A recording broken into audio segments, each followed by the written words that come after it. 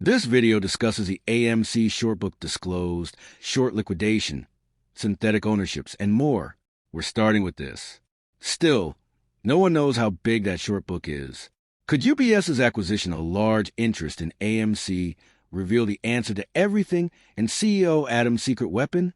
We recently discussed UBS's large AMC position.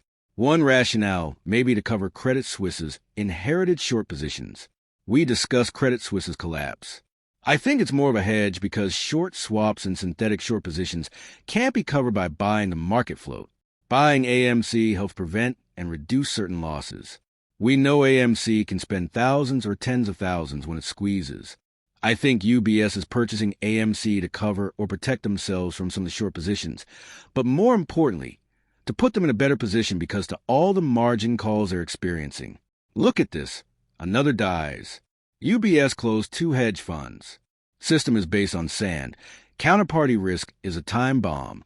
There are trillion, quadrillion dollar fires everywhere. Falling dominoes could cause a mass default and expose the flawed system. I'm discussing this since UBS is in numerous difficult situations. According to government proposals, they must raise margins. Due to risk exposure, they must close funds with unfavorable assets. In times like this, UBS should spend its money prudently. They should invest in things that yield a high return. In times like this, when UBS must make the best decisions, buying a large stake of AMC should show you how they understand AMC's potential and how scared they are of these AMC swaps they hold on to, which is why they're trying to buy. I wouldn't be surprised if they surge in AMC. As we've indicated, these are bullish aspects that are why consumers are buying AMC and why major corporations are buying UAMC. UBS should also publish all those credits with 50-year-old secrets. The true liabilities? It's not simply the hedge fund closings that are causing their current struggles. If you delve further, they inherited it from Credit Suisse. As previously demonstrated, the CS collapse inherits a vast, undisclosed short book. We knew these short positions included AMC and GME. The only things we don't know are just how big these are. The bigger issue is how much they're losing from Credit Suisse positions they've inherited, as well as billions from hedge fund closures. You must comprehend that these shorts have worried for a long time. Remember that UBS didn't start this and isn't the biggest AMC short holder.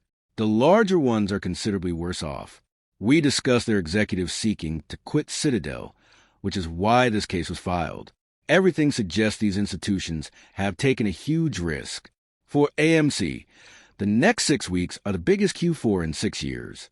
AMC earned $114 million positively free cash flow in a Q4 with $200 million less box office than this one last year. Compared to current year, 2026 looks big. Know it's coming, like the stock. So we discussed this. We mentioned that AMC's short is weak, but AMC has positioned itself well. We've seen how AMC's Q4 cash flow will improve significantly. Also, Q4 will reveal how AMC will work and improve in 2026. AMC is improving quarterly. The box office is growing and predicted to grow much more in 2026. To sum up, how AMC runs and how they report Q4 numbers will indicate how well they will do in 2026 and how much they will improve. Virtue, Citadel, UBS, and other obvious short sellers are struggling. However, AMC is improving and growing. People are attempting to purchase as much AMC as possible, which is why UBS is buying large interests. AMC cinemas are owned by institutions at 60.92%, demonstrating both the synthetics and how institutions feel about AMC. AMC has 60.92% institutional ownership. Your first impression is that it's false, and I agree, but it reveals 2 things. First, institutional ownership rising to 60.92 shows how much and how urgent these institutions desire AMC shares. AMC's institutional ownership has skyrocketed. AMC's underlying value is shown by its 60.92 price, despite media advice to sell. Second, we witnessed 90% to 95 and possibly higher, but let's take 90%. There was 90% retail ownership on AMC. Insider institutions made up 10% of the available share, but today they're at 60.92. These institutions likely acquired AMC fake shares. Due to their large purchases, brokers must disclose that institutions own 60.92%. I think we're higher even with the existing source synthetics if we're talking about the true float and how much AMC owns retail. But these corporations must account for all these aspects and aim to aid institutions. We know the 60.92% is false. For this to be true, retail must have been selling holding shares at $3 and $2 for years.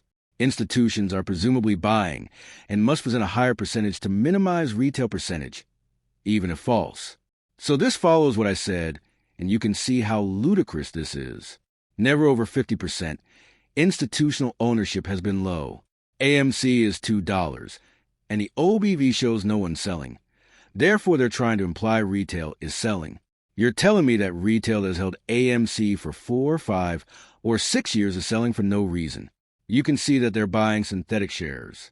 They're delivering misleading information now. Our other major topic lately is the lawsuit. We noted that Junior Group is suing Citadel Virtue and brokers.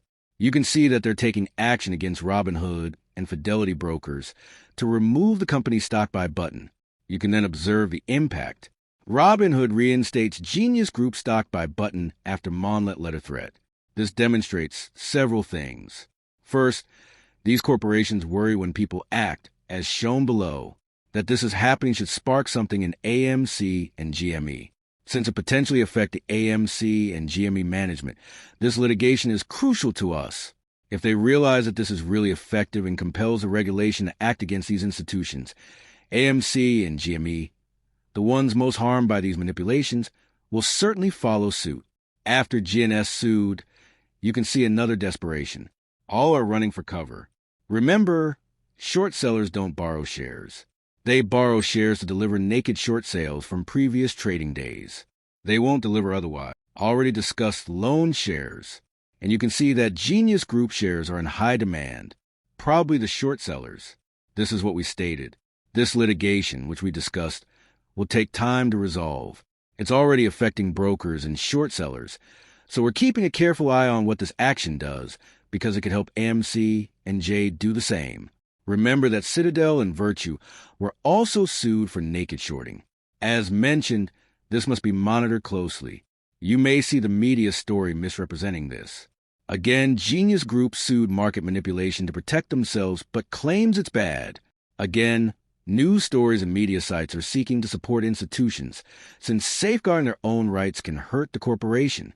As mentioned earlier, media articles telling you to stay away from AMC or sell MC are trying to help institutions because they know that institutions want to buy AMC shares, and the only way to get them is for you to sell them. How AMC will grow is another topic we've constantly discussed. We discussed AMC raising money. As mentioned, Q4 will be great and 2026 even better. Understanding what AMC can do is another way to multiply that. Adam has also discussed dilution. Some misinterpret or scare you with the biggest fool on diluting. Dilution can be helpful or detrimental. Wasted dilution liquidity is bad. If handled well, it's good. We've seen how wonderfully this is done for AMC. Again, I'm not giving you instructions. As mentioned, none of this is financial advice. So be skeptical. Conduct your own research. But you must remember that AMC has proved they can need extra cash. AMC has a 6-month rolling average of plus 70% dark pool volume, while U.S. dual averages 40 to 50%. The Genius lawsuit discussed how corporations utilize dark pools to disguise orders. We also expect AMC to have a 70% severe dark pool volume 6-month rolling average. You should realize how ludicrous that is and how it would affect AMC's price. Let's examine this too. Look at Hickhoff now. Consider AMC. However, GM also misrepresents reality. We knew AMC invested in Highcraft. Highcraft is doing well, and you'd expect AMC to reflect that due to their investments in Hyfra. This suggests two things. As mentioned, AMC can make good investments with greater funds. High-off should illustrate. Second, the AMC price we're looking at is clearly not actual price discovery. HMC High-off is boosting AMC's profits. The stock AMC